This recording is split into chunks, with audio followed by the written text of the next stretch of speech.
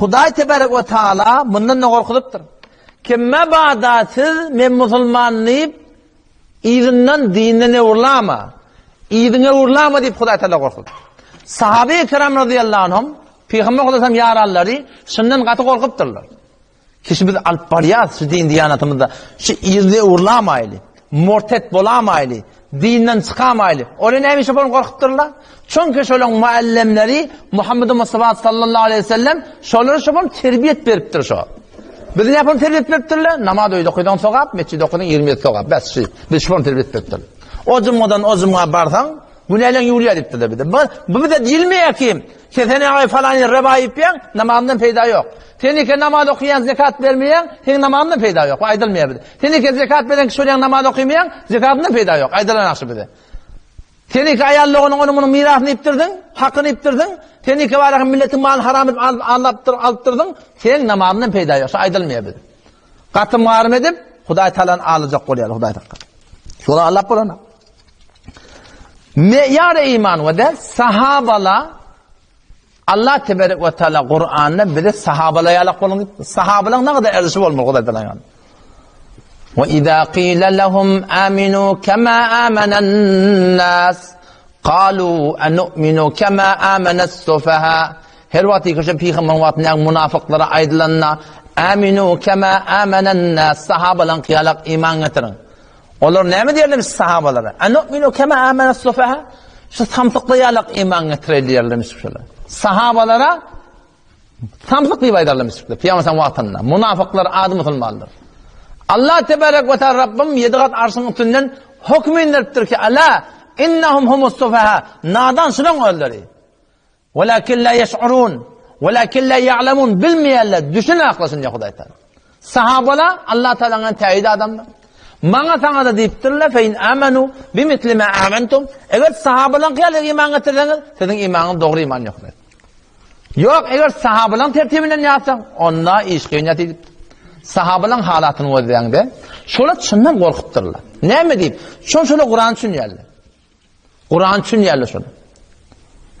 İbn Abi Muleyke rahmetullahi aleyh Sahih Buhari'nin ravilerinden o diye adraktu 30 min ashabin nebi sallallahu aleyhi ve sellem.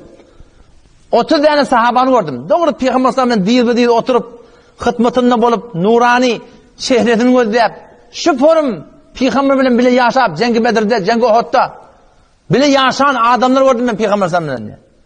Ne mahalatları vardı diye ki kulluhum yakhafun nifaq ala nefsi. Himmeti şundan korkuyordu. Men münafık olamayın. Men Hudaý Taala'nın namakbul bolamayın. Hudaýyň gözünden düşen bolamayın. Hudaý Taala menden narda bolamasın. Şundan korkuyordu. Ve la ya'menul mekra ala dinihi. Qatı şundan korkuyordu ki ayında da bir iş bolamasın, bir qiyinçilik gelamasın, bir naradi gelamasın, bir azmayış gelamasın, bir müşkülati gelamasın. Men şu alıp barýan ýoldan iyide uğurlamayın diýip gaýga dipdir şolar. Şu ola birsi adamlar görüpdirler şu ödarlarında. Peygamber bile yaşap, baryan ýagdaýynda ýerine ölüpdirler. Şolary görenseň şola barahyň gorkupdyrlar. Ora Kur'any düşünýärler. Biziň kellämizde gaçan gördüň şey, musulman dünýäge geldiň, musulman dünýeden gitmeli. Sizden musulman dünýäge geldiň, musulman dünýeden gitmeli. Şol biziň kellämizde geldi. Emma sahabalar Kur'an düşünýärler. O da Kur'an näme diýýär şoňa? وَمَنْ يَرْتَدِدْ مِنْكُمْ عَنْ دِينِهِ فَيَمُتْ وَهُوَ كَافِرٌ فَأُولَٰئِكَ حَبِطَتْ أَعْمَالُهُمْ فِي الدُّنْيَا وَالْآخِرَةِ وَأُولَٰئِكَ أَصْحَابُ النَّارِ هُمْ فِيهَا خَالِدُونَ وَمَنْ يَرْتَدِدْ مِنْكُمْ عَنْ دِينِهِ sizin birden biriniz dininden evlse diye. فَيَمُتْ şu ýagdaýda ölse diye, tövbe etmese, ýerine gaýtmadan. وَهُوَ kafir dinden çıkan yeri var ya da imansız gittiye ebedi cehennem olacak deyip Hudaý Taala. Sahabalar şunu eşitipdirler Kur'an'dan. O وَمَنْ يَرْتَدِدْ مِنْكُمْ عَنْ دِينِهِ dinden pes evlilerle de bolacak o. Men bolamayın korkupdyrlar. Ve de Hudaý Taala ne format açıklıyor? Ve de innellezîne âmenû bişek ol adamları ki ol dinanları ki iman getirdiler. Sonra keferu, sonra dinden çıktılar. Sonra amenu, sonra iman getirdiler. Sonra keferu, sonra dinden çıktılar. Dinden çıktılar. Sonra amenu, yeni iman getirdiler. Sonra zdadu kufra, sonra bir imanı arttırdılar. İman getirip dinden çıktı. İman getirip dinden çıktı. İman getirip dinden çıktı. Sahih Buhari'de geliyor. Ne yapayım İslam'da böyle biliyor musun? İslam hakkında bir ilmi de yok. Öğrenmeyene gelmeli olanlar bizim yağdayımız yok. Bakıyoruz bizim yağdayımız şeydi. La ilahe illallah Muhammed Resulullah'ni biz hayti birimiz mintin yüzünü atınca kollamak. Hayti birimiz şunu maraqim tercümetini qavtoğurtunu biz düşünüyor. Barda hen neylemden sonra şu at. Neyne oturuşlarda la ilahe illallah Muhammed Resulullah neymi dedi. Ayalından sonra hen şunu. Qeyrından hen sonra. Oğlundan hen sonra. Seyyid Bukhari'de hadis geliyor. Ki adam olacak asbahu mu'minen ve yumsi kafiren. Erti mu'min, akşam kafir. Ve amsa mu'minen, akşam mu'min, ilk akşam imanlı ve yusbihu kafir. Dağıtanla imansız. Nece olur ka? Neyemeden çeleyim? Şun hemsani ki Müslüman doğan bir kep bilen adam Müslüman mı oluşuyalak, bir kep bileni dinen çıkıyor. Eyni bir denana, bir kep bilen nikah ettim, aldım, verdim demek halal oluşuyalak, eyni şu bir kep bilen talak oluyor demiş o. Eyni şu doğrusunu Müslüman doğan, eğer din diyanatımı da rahmet çekip iman neyme, kufr neyme, şirk neyme, şu zatları bilmedik çebesa yağdeyleri var ki bizim imanını hatırı okuyan Müslüman doğan. Gurur sadiyeti. Huda Tebarek ve Teala şunu Kur'an'la açıklayıp aydıp. Ayet okuyup bilen vadin. İnnellezîne irteddû alâ adbârihim min ba'di mâ tebeyyene lehumul huda eşşeytânu sevvele lehum ve emlâ lehum diye. İnnellezîne irteddû bişek oları ki irne vururlar. Din diyanattan. Alâ adbârihim irlerine vururlar. Nemeden sonra? Min ba'di mâ tebeyyene lehumul huda hidayet şunlara geldi diye. Hak neme, nahak nemenin bilirler. Onun sonra irne vururlar diye. Müslüman müşrikler iman getiriptirler. La ilahe illallah Muhammed Resulullah deyiptirler. Sonra irne vuruluptirler. Sahabe-i kiram radıyallahu anhum şunları görüp bana korkutturlar. Kağıtta diyanlarla biliyor musun? Müşrikler Müslüman olmaz, Müslümanlar müşrik olmaz diye. Kur'an böyle deyip duran. Müşrikler Müslüman olmaz, Müslümanlar müşrik olmaz diye. Huda da deyip dur, iman getirip kafir oldu, kafir oldu, iman getirip diye. Bana ne mi diyecek onun için?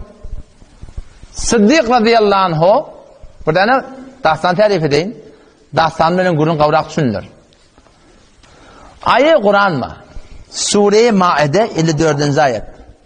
Hazreti Ebu Bekir Sıddık radıyallahu anh'un ödü yani sahabalar bilen hemmeti Huda Teala'nın mehbubuluğu Allah sizleri kavvar yer ve bilirim Allah Teala'nın kavvar yerliği Kur'an'da gelir.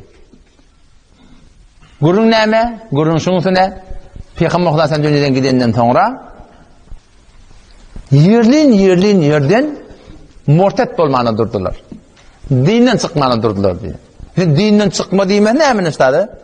Dinden çıkma. Kur'an neyme? Elçektiğine diyme ettirağ. Namaz neyme? Elçektiğine diyen adı yok. Zekat neyme? Elçektiğine diyen adı yok. Hecab neyme? Elçektiğine adı yok. Bu da ne diyme ettirler. Hac neyme? Elçektiğine adı yok.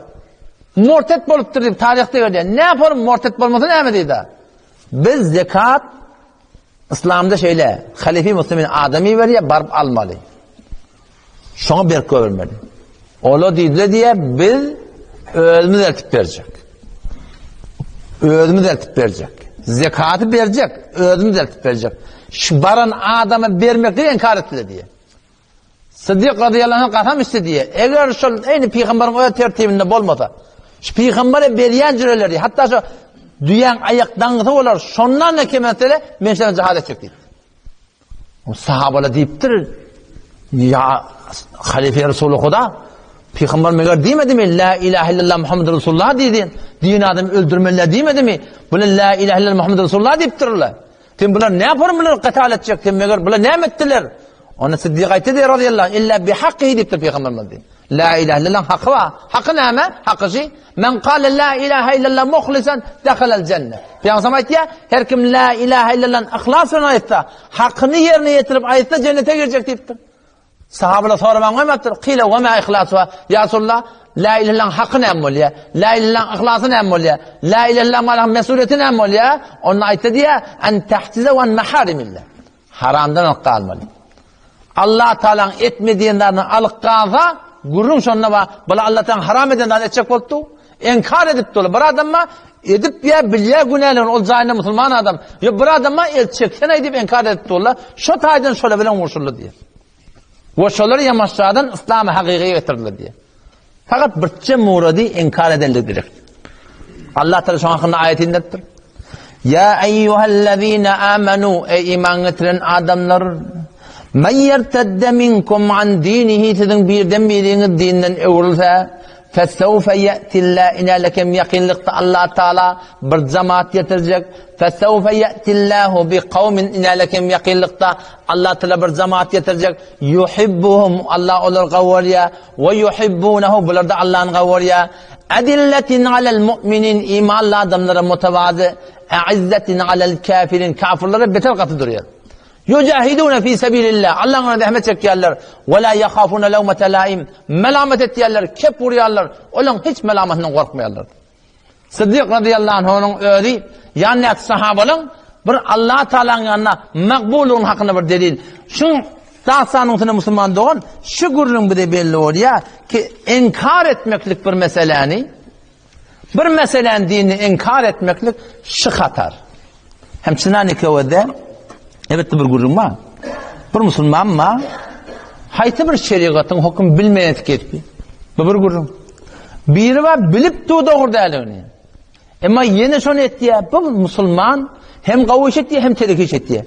Ya kulleşi telekiçilik bilen Huday hakkın bilen nisbet.